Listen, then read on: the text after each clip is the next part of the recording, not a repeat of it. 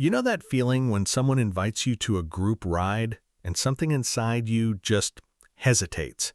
Not because you don't like the people, not because you're antisocial, but because riding in a pack, following a pre-planned route, waiting at intersections for the guy in the back, something about that feels like it defeats the entire point. And then you feel guilty for even thinking it.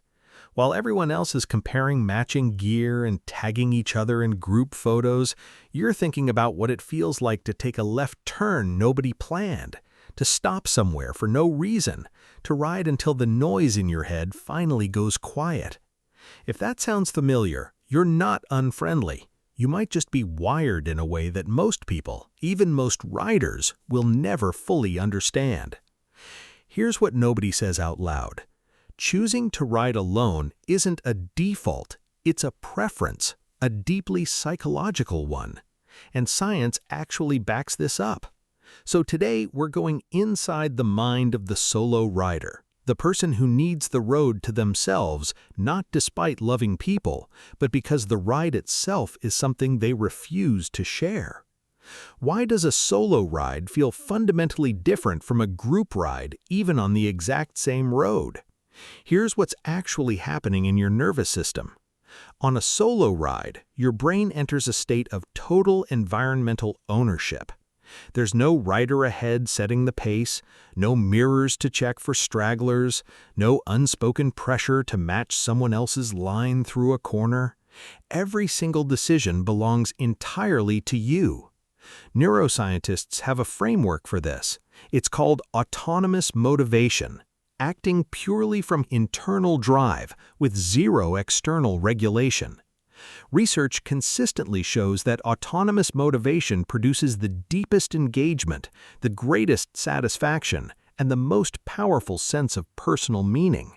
Not the shallow kind, the kind that stays with you.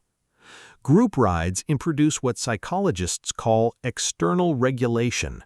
Your pace, your route, your stops, all filtered through group consensus. For some riders, that structure is comforting, but for others, people wired for autonomous motivation, it doesn't feel like riding, it feels like carpooling on motorcycles. That's not a judgment, it's a neurological mismatch. When you ride alone, your brain does something it almost never gets to do in modern life. Make every decision without social consequence. No one to disappoint. No one to wait for, no one watching. And for a certain kind of mind, that freedom isn't just preferred, it's the entire point. Quick question. Do you find that the best version of a ride, the one you actually remember, almost always happened when you were alone? Like, the group rides are fun, but the solo rides are the ones that mean something. There's a reason for that, and it goes deeper than preference. Research on psychological autonomy shows something striking. People who consistently prefer solo experiences in high-focus activities score significantly higher on a trait called internal locus of control, the degree to which you believe your own choices, not other people or external forces, determine the quality of your experience. This is not a personality flaw. It's a fundamental operating system. People with a strong internal locus of control don't just tolerate self-direction, they require it. Group dynamics, even enjoyable ones, introduce external noise that genuinely interferes with how they process and experience. It's not that the group ruins the ride, it's that the group prevents the ride from becoming what it needs to be. There's also what researchers call solitude preference, a distinct psychological trait separate from introversion or social anxiety that describes a genuine need for unstructured time alone to process and reconnect with internal states. Solo riders aren't avoiding people, they're running toward something people can't give them. The road alone becomes a thinking space, a space where the version of you buried under obligations and noise finally gets room to breathe. Let me make this real. Ryan was 31, 5 years into riding, doing everything right by group ride standards. Regular Saturday runs with 8 other guys, a WhatsApp group, matching routes on Rever. He liked these people, still does. But one morning his alarm went off and he texted a late excuse and went riding alone instead. no destination. He ended up 2 hours from home on a road he didn't know existed, parked outside a gas station in the middle of nowhere, eating a gas station sandwich, feeling something he genuinely couldn't name. He described it later as the first time riding felt like his. He still does group rides, but he knows the difference now. Group rides are social events that happen to involve motorcycles. Solo rides are the actual thing. He stopped pretending those two experiences are the same.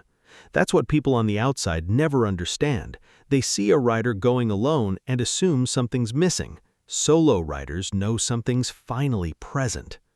Preferring solo rides does not mean you have a problem with people. It does not mean you're depressed, distant, or difficult.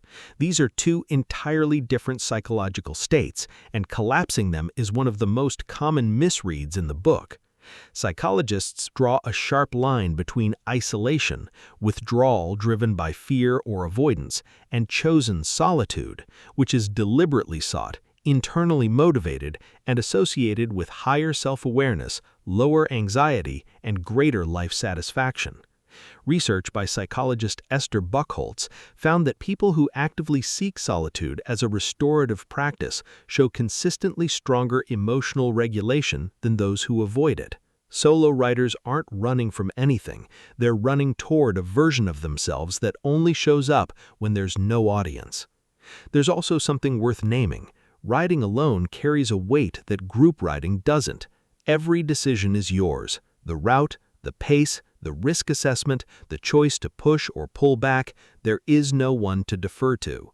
That accountability isn't a burden to solo riders. It's the whole reason they went out. It's ownership. Total, unfiltered ownership of every single mile. Here's something that doesn't get talked about enough. The moment about 20 minutes into a solo ride when the mental to-do list finally goes quiet, when work stops running in the background, when whatever was sitting heavy on your chest loosens just enough to breathe around. Solo riders know exactly what this is. Group riders chase it too, but the social layer of riding in a pack, the awareness of others, the unspoken coordination, keeps just enough of the brain occupied that the full release never quite arrives. Neuroscientists call this default mode network suppression. When attention is fully absorbed by a task, the road, the next corner, throttle, wind, the part of the brain responsible for self-referential rumination goes quiet. Group rides engage this. Solo rides complete it. That 20-minute threshold is real, it's measurable, and once you've felt it alone, you know why some people can't get there any other way. Here's what separates solo riders from everyone else at a psychological level. They don't just prefer riding alone, they need it the way other people need sleep. Notifications, group chats, the permanent low-grade hum of being available. Even on a group ride, you're still in the social contract. Someone's watching, someone's waiting, someone has an opinion about the route. But alone on a road, every obligation drops away. You cannot be reached, you cannot be needed. You are, for the duration of that ride, completely your own. Studies on psychological restoration show that genuine mental recovery requires two conditions: perceived freedom and freedom from evaluation. The feeling that you're choosing what you do and that no one is judging you while you do it. Solo riding delivers both simultaneously at 70 miles per hour through a canyon. For solo riders, the empty road isn't lonely. It's the most honest place they know. It's where they come back to themselves when everything else has pulled them too thin.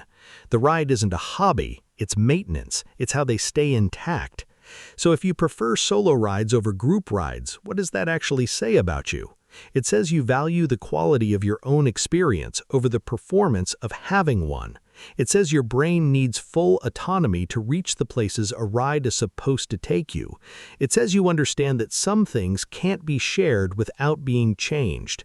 In a world that treats every solo act as a social opportunity, every experience turned into content, choosing the empty road is a quiet but serious statement.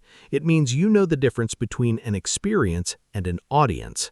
Solo riders aren't the ones who couldn't find a group, they're the ones who found themselves instead.